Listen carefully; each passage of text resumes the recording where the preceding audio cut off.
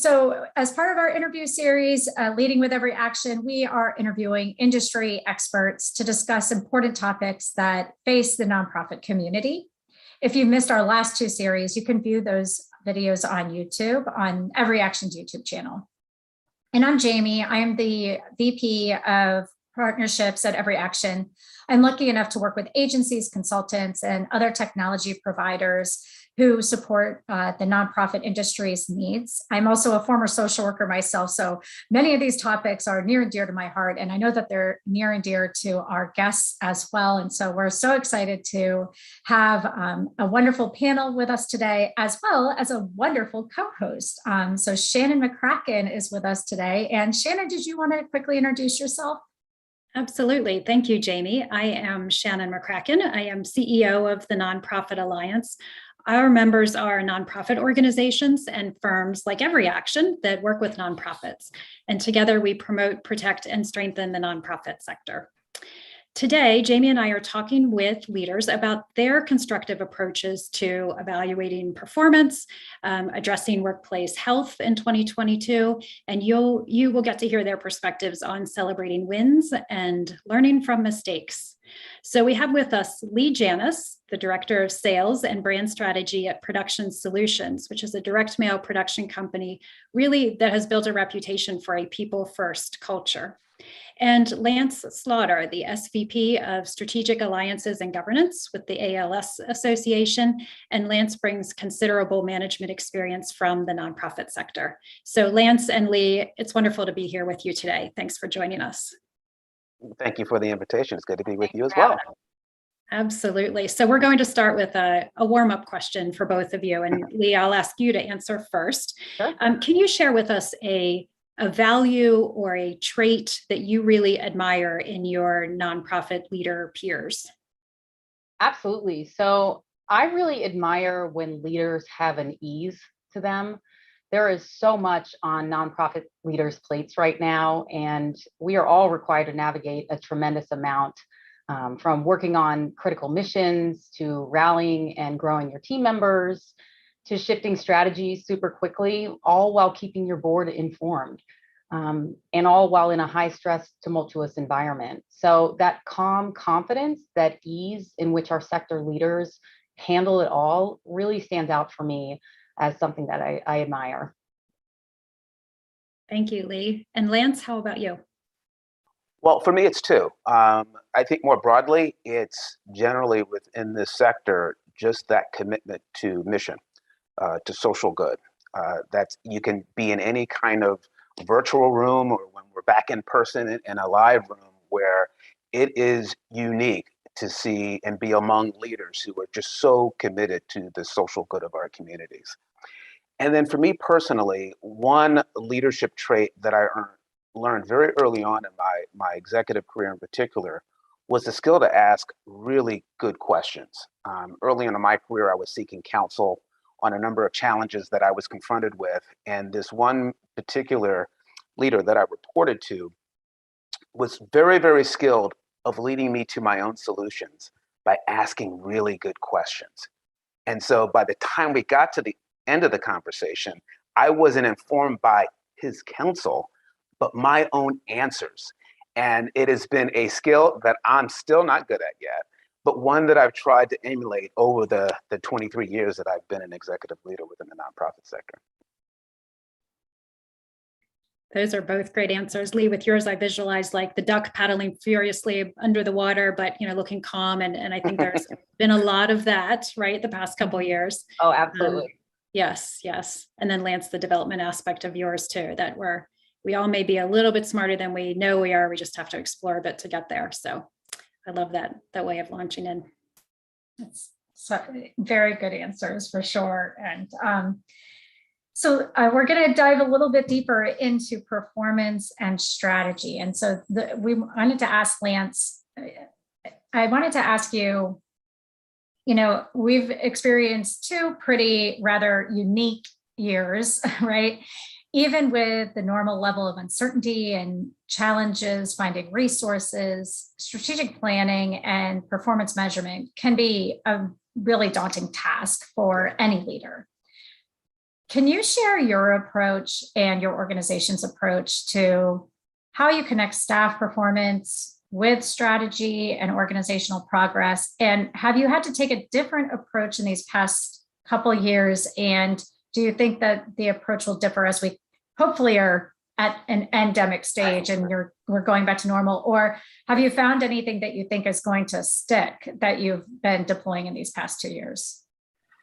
Well, it's a great question and a timely one for our organization, specifically the ALS Association. From a timing perspective, going into 2020, we had just sunset our strategic plan that ran from 2017 to 2019, December 31, 2019. And so as we were getting into the first quarter, second quarter of that 2020 year, we were confronted essentially with three questions. One was a pivotal one, was quite frankly, whether or not we were going to proceed with going forward with strategic planning, considering that there was so much unknown about what was going to unfold. And I'd have to say that even within our own organization, within our leadership, there was some concern to say, should we just wait and hold? Now, for those that are less familiar with ALS, it is a terminal disease. There are no known treatments or cures for the disease that are long-term and effective. There are some short-term treatments available, but the average lifespan of someone being diagnosed with ALS today is about 3 to 5 years. And so what I am grateful for and proud of within our organization is that we ultimately made the decision to proceed with haste in terms of getting into that strategic planning process. So even though the pandemic was unfolding and there was still a lot of unknown going on, we were still committed. We still understood what our mission and priorities needed to be to serve the community that we serve, and we needed to do it urgently. So that was the first thing, and we did settle that question pretty early on in 2020. The second was really a function of evolution. The plan that had just sunset in 2019 was really in the wake of the Ice Bucket Challenge and the benefit and impact that it had on the ALS space, and specifically for the ALS Association. And for those that are less familiar, over an 8-week period in December of 2014, the ALS Association received about $115 million. And so what that did was transform our organization significantly. It also put a responsibility that we did need to spend that money urgently, again, recognizing the time frame that we had for a person diagnosed with ALS. And we did that. And by the time we got to 2017, we had increased our spending 50%. But we had not increased our sustainability, our revenue generation to meet the demand of that spending. And so what we did in that plan that at sunset at the end of 2019 was transform our organization so that we were capable of continuing that spending moving forward. We did that. And so the second question that came forward for us was that we were going to put less attention, quite frankly, very little attention to a plan about our organization and make it much more accountable to the people that we serve. And so everything described in terms of what we were prioritizing, our objectives and goals were about outcome measures on outcome in terms of how they would have benefit to the ALS community and impact to allowing them to live longer and better. And the final question, and this kind of gets to what you're asking specifically, Jamie, is we wanted to make sure that whether or not whoever was reading it or coming in contact with our strategic plan, whether they were a board member, a member of our senior management team, a person who would do account payable and finance, or a walk coordinator in one of our communities, that they could see their direct work and responsibility supporting the goals, the priorities, and the outcomes in that plan. And so the architecture of our strategic plan shifted significantly, being much more impact-oriented in terms of how we were describing our goals and priorities. One, they all had to describe impact and not activity. And two, it could resonate in the architecture in terms of our programs, activities, and projects, all tied to those goals and priorities. So that if you were an accounts payable clerk sitting in our finance department, you could understand how your day-to-day responsibilities tied to allowing people with ALS to live longer, live better, and some activity around preventing people getting it at all. So it was a big shift culturally and strategically in terms of how we approach that process in the midst of a pandemic. But Lance, you're really getting to such an important point, which, in a lot of strategic planning, you have almost, if you're looking at a triangle, you usually have two things, right? You have the strategy and how you're going to measure the strategy, right? but you're really talking about bringing that third part in, which I think we've kind of lost along the way to some degree, and maybe has been brought back into the mix given just the last 2 years, and also the great resignation or great shifting of people and talent, and has brought a new value to also linking that strategy and those outcomes to the people that are responsible for them, and making sure those people can see themselves in the work that they do and can say, I see myself in this strategy. I see myself in how we make a difference. And I think that's a really important distinction and an intentional move in a direction that hopefully is benefiting ALS and making everyone in your company or an organization feel more a part of it. So thank you. That's really helpful to understand. So I'm going to shift over to Leigh, and Leigh, somewhat in the same vein, you know, you've been dealing with a lot of challenges as well. And I think Shannon described it very well. Managing production is key, akin to an air traffic control at the hub of an airport. You've got a lot of stuff going on and moving in a lot of different directions. Schedules need to be streamlined, and everything needs to land safely, and it needs to hit all those goals that your company is promising to so many nonprofits and the important missions that they serve. And in addition to that, if the audience didn't know, they had some additional fun. It wasn't just a pandemic, but you also had paper and labor shortages. There was some mail drama in there, from what I understand as well. And so it's safe to say that it's a stressful job, and it has been probably even more stressful in the past 2 years. So Leigh, the question we have for you is, how are you and Production Solutions leadership team using performance measurements to maintain both that high quality standard that you're promising and are expected to deliver to your nonprofit customers, but also maintaining high morale among probably a pretty stressed out staff at times? Absolutely. Yeah, this is a really good question. And I love that comparison. You know, we're constantly looking at the data. How is our performance? How are our mailings going? It's similar to like air traffic, right? Like how many are on time? What are we seeing delays? Which partners are delivering, and where are there opportunities for us to make shifts? So we have our KPIs, we have our individual and departmental goals, our client goals and metrics to measure performance.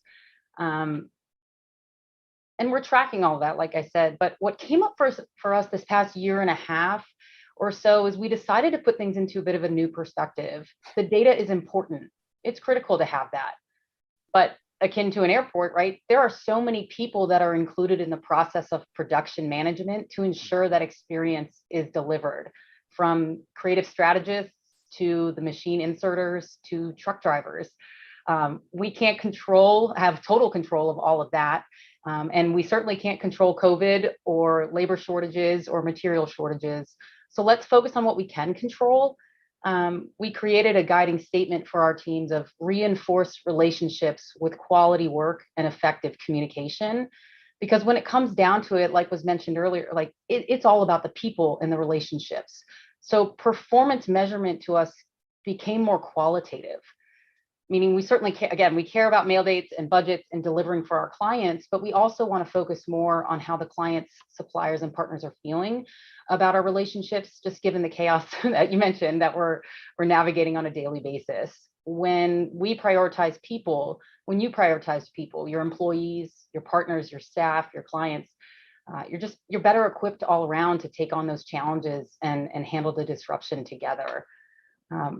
You know, earlier I mentioned individual performance, and again, kind of reinforcing that people aspect of things. For our specific team that I work with, when we set annual goals, we use a framework where each person sets a word of the year, kind of as their guide or mantra for what they're hoping this year to look like, and then have goals in the 4 different domains of not only just work, but self, family, and community, to look at the whole picture. And that's been really great to reflect, you know, as we talk about morale, is really reflecting back on, wow, I hit a lot of goals in all these different domains of my life. It's really hard right now. And then also that hope of this year of, hey, here's what I'm setting out to for 2022 and beyond. So again, that helps to keep the morale up and really helps us look and care for people on a deeper level. Leigh, that's, first of all, maybe offline, I want to hear what your word is, and I need to think Oh, about yeah. what my word would be. So I want to buy some time to come up with my word on that one. But let's talk about mistakes for a moment, because mistakes happen as much as we do to prevent and mitigate or reduce the opportunity for mistakes, they happen. And when mistakes happen in production, there's real consequence to that. There's revenue cost, time, client relationships. So how do you approach mistakes, handling mistakes, reporting mistakes? How do you work with your staff on that? Yeah. So mistakes do happen and they hurt. I feel like I'm kind of getting red right now thinking about it. But the number one thing, in all honesty, for us is ownership and to be accountable and to be transparent. We never want to let our clients down, especially because, like you said, we know how much it can directly impact their mission's revenue. But we view mistakes as learning opportunities. And honestly, it sounds cliche, but sometimes our biggest breakdowns have led to major breakthroughs for us in terms of QC process enhancements, approval process involvement, or changes with a client. Maybe it's a relationship that needs more attention. Kind of showing that compassion, though, when the mistakes happen, and asking, how can I help, whether it's with a supplier or with a client. That's really how we're trying to approach it. Obviously, there are varying levels of severity when it comes to mistakes. We do what we can to make it right with our clients and figure out, on a case-by-case basis, if that means shifting future mailing strategy or finding a cost-saving idea for an upcoming mailing. But it goes back to that people part of having those strong relationships to really navigate these challenges and mistakes when they do come up. And then the last bit I want to touch on, the other piece of that, is checking in on our staff, reminding folks, hey, you're human, right? Like, we're dealing with people, paper, machines. As I mentioned, a lot of folks touch the mail before it really gets delivered to that donor.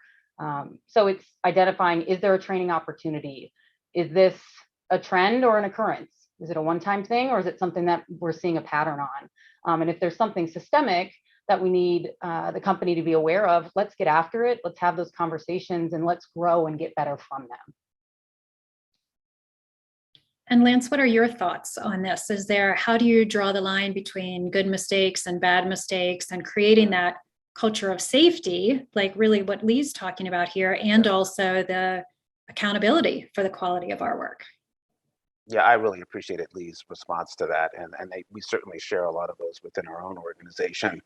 I will offer this, though, specifically for those that are in those organizations that have really challenging problems they're trying to solve. So with ALS, this has been a mystery that we've been spending decades trying to solve. So we already recognize that if you're within this space, it's a difficult challenge, it's a difficult problem. And so in more instances than not, especially as we're trying to find solutions like treatments, cures, we're going to fail more than we're going to succeed.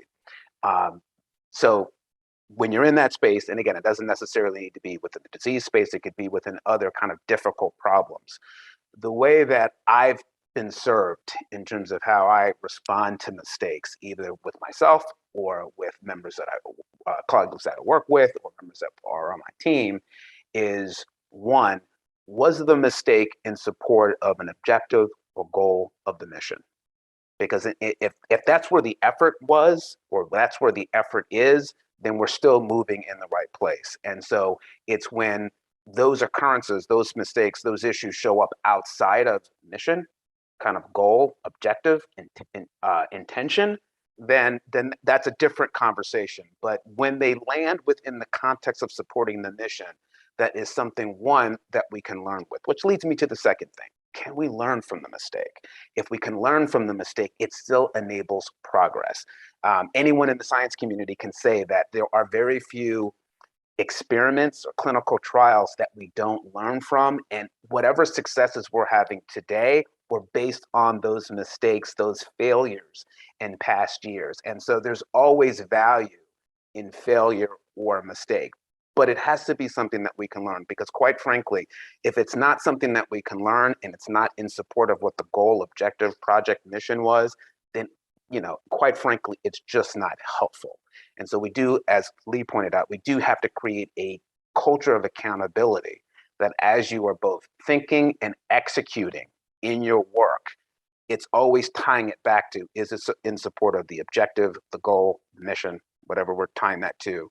And through success or failure, can we learn through that process? And if we can build on that. I think that helps sustain a healthy culture to, as Leigh was pointing out, we're all human.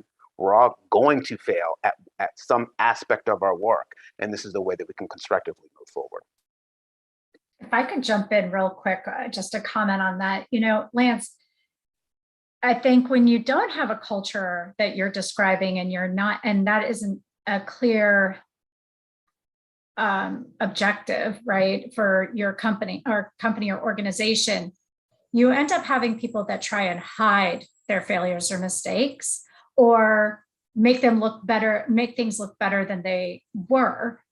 And you really are doing your organization a disservice, because you're not learning from things that aren't working. You're just covering them up or skimming over them or ignoring them. And that's not very helpful.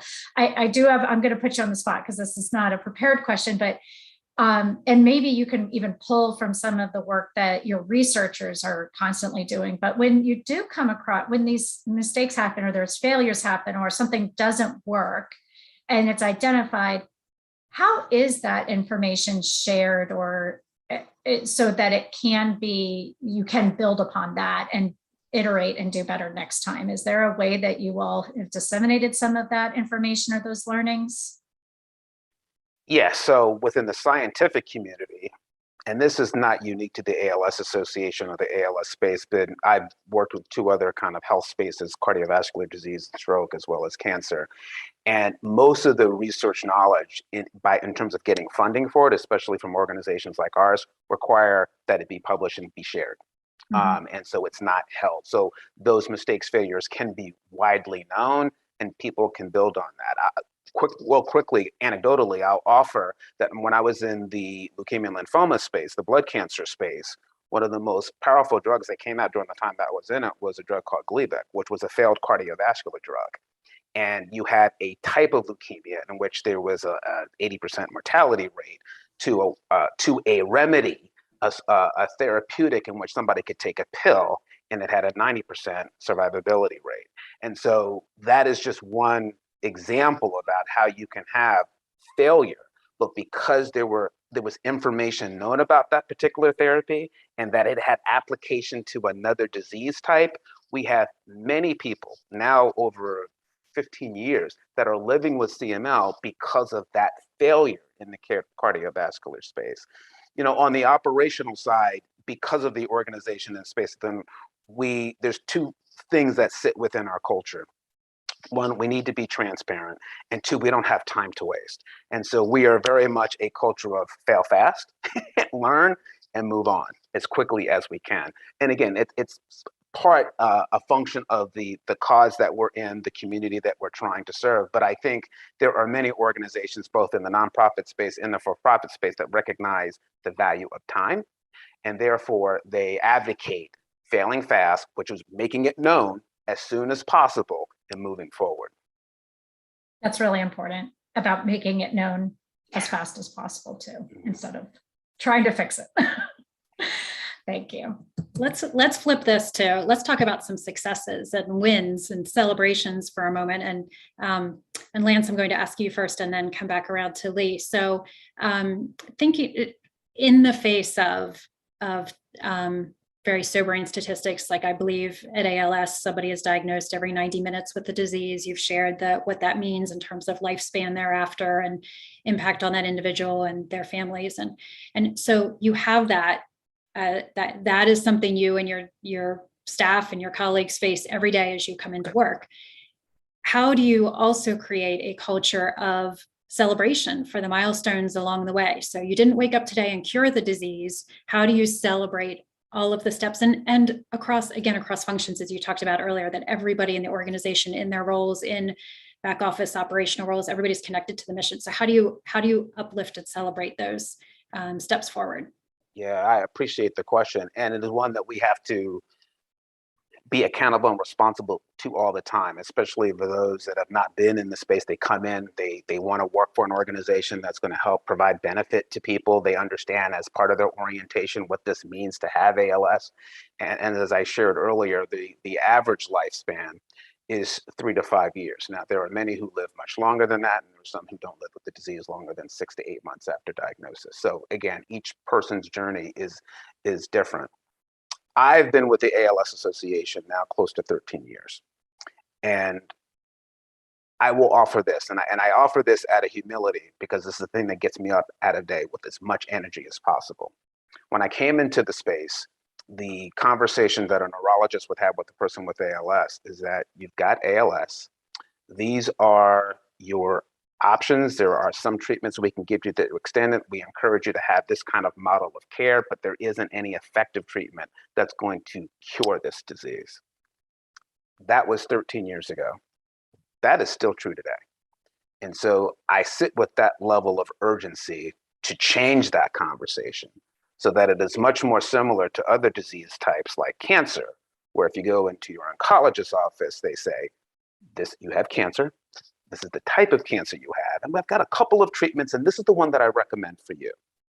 That's the day that I'm working for, that one where they do that. Now, having said all that, over that 13-year period, what I am clear about, and it's part of what we communicate within our culture, is that over that time, we have relieved the burdens of living with ALS significantly during that time. And so there are a number of burdens beyond the fact that you've got a terminal disease in terms of the harms that show up as complications with the disease.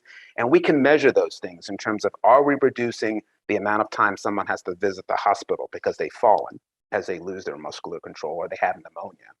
Or is it a way in which you can release some of the financial burden because we've got them benefiting from government services like Social Security, or if you're a veteran within the VA, that provides you a number of services that doesn't create that financial burden that the disease requires. And so what we do is measure our progress based on how are we, one, allowing people to live longer with the disease, and we can do that. There is a model of care that has evidence that we can extend life by at least a year under a certain model of care, and how best can we make that more accessible to as many people living with ALS as possible? Two, can we reduce their emotional burdens? One, as relates to isolation. You start to lose your ability to communicate and to connect to the people that you care about, or even being able to sustain your presence at work. Because of technology, we've been able to make progress on that. So we've reduced the issues of the emotional burden of isolation. And then, like I said, the financial piece in terms of providing those resources and the physical burden. So we celebrate all of those wins along the way. We don't shift from our goal of making sure we want to find an effective treatment and cure so that we can arrest the disease or reverse it. But we do celebrate the fact that each day, each week, each month, each year is an opportunity to relieve those burdens that I've just described. And as long as we're doing that, we celebrate that. And we continue to fight hard and work hard to get to that ultimate goal, which is making ALS a survivable disease. Thank you, Lance. And I feel like we all need to take a moment to celebrate the advances that have happened over the course of ALS Association and the other organizations working in that space. So thank you.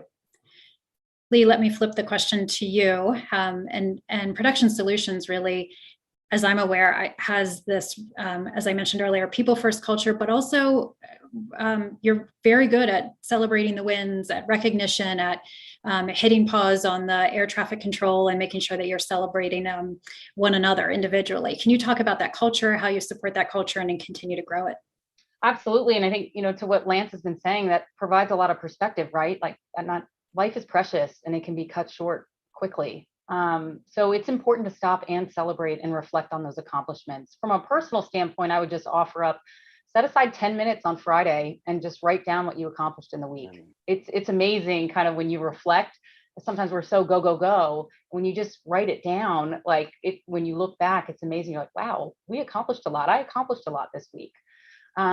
I will say from a company-wide standpoint, we like to have fun. We like to celebrate each other. We've got a great engagement team. We do an employee appreciation week. They come up with creative events. We have a wonderful staff. But I will say it's not always easy because we also have a very humble, hardworking group. So they don't necessarily always love the recognition. So what we found is that it's all about those genuine connections, those one-on-one communications, similar to how many organizations, want to communicate one-to-one with their donors, right? Like, so what we like to do is a traditional phone call that account manager who made a production miracle happen, call that marketing director who had a courageous conversation with somebody in a different department. It's not always just celebrating, hey, you brought client success, but hey, I saw you really expand or do something hard. I know that was challenging for you. It's that billing specialist who went above and beyond to find a solution. And those calls with just a thank you, and if they're coming from different folks in the organization, senior leadership, that compliment and that recognition can really go a long way and has that personal touch. Also, being in the industry that we're in, I'd be remiss if I did not mention a handwritten thank you note or a card. It really goes a long way. We have kudos cards too, and it's just a nice little boost. And I mean, you get excited, you go to the mailbox, and it's a nice surprise. So that's how we try to celebrate, both throughout the year and then on a day-to-day basis, and make sure that we're staying connected. When it's, you mentioned some people are humble, like it's not a one size fits all. So some people really like the best recognition they can get is being called to the front of the room at a staff meeting and like everybody applauding and right and hearing their accomplishments. And for other people, that would be the worst day at work ever. And so recognizing that difference, I mean, for them, it is that personal note, or it's the, somebody, a board member or somebody from the executive suite just stopping by their desk to like perch on the corner and talk to them for a little bit and just say how much they appreciate it and have noticed the work. So it's finding that right thing for each individual. Absolutely. Yeah. Absolutely. What I also love about that, Leigh, is it's something that every leader, no matter where they sit in the organization, can do just by sharing what a staff member has accomplished with somebody else that can recognize it. It's so wonderful for that staff member to be like, wow, the chief revenue officer heard about me, redefining how we, process this payroll issue or so. Well, I don't even know. I'm not in accounts payable. I don't know. They are beyond smart. but I think that there is something to that of just like being known in the organization for your contributions and there being gratitude across the company and across leadership for those little contributions that everyone is doing, because it really makes a huge difference to Lance's points about everyone being involved in the strategy. Absolutely. So I'm going to pause here and say that, this is a discussion between us, but it's also a discussion with our audience. So if anybody does have any questions, there is a Q&A portion of our Zoom that you can use, or you can chat or comment in the YouTube. And so we recommend that you do that now, because we are coming up on our final question that we have for everybody. And then we're going to kind of move into sharing resources. So I'll go ahead and ask this final question, and then if anyone has any questions from the audience, we'll grab those as well. So I guess Lance went first at the beginning, so I'm going to ask Leigh to close us out first. We talked about what we admire in other executives as far as leadership traits. Let's turn this inward. What do you recognize as your strongest leadership trait that you hope others admire in you? Okay, sure. Yeah, it's interesting. I just did a character strengths profile, which I'm sure many of you have done before. But I did it for a You at Your Best storytelling exercise, which I would love to tell you about because it was really impactful and just a nice way to boost and start off the new year. But my number one trait was humor. And it's not in telling jokes, but really enjoying the moments, bringing smiles to other people and seeing the light side. And I'm really proud of that, especially in this climate. It helps me connect with people, which is what we've been stating this conversation is we're people-focused approach. And I don't want it to be seen as life is not a joke and you shouldn't be serious and business is business. We have to get to work. But I have the opportunity to make somebody's day better and the opportunity to help somebody grow. And so I get really excited about that, to motivate and coach others to try new things. What about you, Lance? So I'll answer it this way, because I can't speak to how other people see me, but I certainly, in what I think about and what I hope to inspire in others through my own model behavior, and that's just commitment to service. I hope that in their interactions, whether it's with volunteer leaders, my peers, those that perhaps may report to me in terms of structure, and those that I might be seeking support, is that the value, my effort, whatever thinking I can contribute is in service to the mission and to the organization, and including in service to their own work. And so I continue to reevaluate my own presence in the work that I do based on, am I adding value? And the good news is that as I self-reflect on that, in service to whatever that is, whether it's to people, whether it's to an organization or to a cause, I've been able to say yes. but if I were to say no, and I have been at that point at various times of my career, then I know it's time to essentially redirect my efforts elsewhere so that I can be energized and properly positioned to do that. And so I think how it gets reflected in terms of what people typically notice is that people have stated to me that they've appreciated my passion for the work. But it's not passion. It's really my commitment to service, which kind of reveals itself as passion, because I'm really committed to that. And so that means I'm committed to the cause, I'm committed to the organization that I'm working for, and I'm committed to the people that I'm working with and for.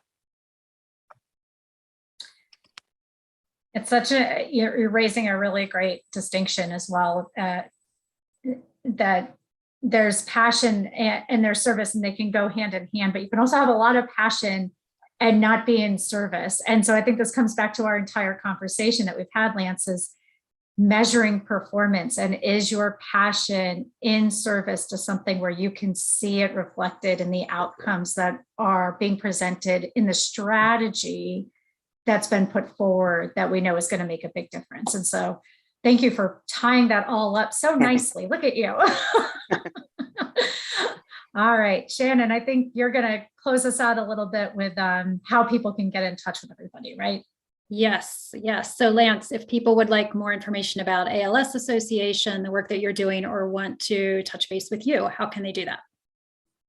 So kind of keep it simple. Certainly with respect to the work that the ALS Association is doing, they can just visit als.org, so just quite simple. If they'd like to reach out to me, they can certainly find me on LinkedIn, but I'll also offer my email address, which is really simple now. It's lance.slaughter@als.org, and you can find me on Twitter at Lance4good, Lance for good. Thank you, Lance. Sure. And Leigh, if people want to connect with you or learn more about Production Solutions, how should they do that? Sure. So they can visit our website directly at productionsolutions.com or reach out to me personally. My email address is ljanis@psmail.com. Or again, I'm on LinkedIn as well, and you can find me there and we can connect over LinkedIn. Perfect. And if you're interested in more information about the Nonprofit Alliance, you can find us online at tnpa.org or connect with me on LinkedIn. And my email address is smccracken@tnpa.org. Awesome. I encourage everyone to connect with these wonderful folks. Shannon, thank you so much for co-hosting today. And Lance and Leigh, thank you for sharing your insights with us. It was truly invaluable and such a wonderful conversation. And to our audience, I want to thank you for taking time for joining us today. I hope you enjoyed this, and we hope that you share it with your colleagues and that they find it helpful as well. And this is a two-part series. So part 2 is going to be on succession planning. So talking about what Lance was even saying about knowing when you're not feeling like you're doing it in service might be that time to be looking at what's next and how do I set my organization up for success. So make sure that you join us next week. It's going to be at the same time, same place. So join us at 1 p.m. Eastern. And again, thank you all so much for your time today, and have a wonderful weekend. And we look forward to seeing you all next week. Thanks, everyone. Be well. Thanks so much.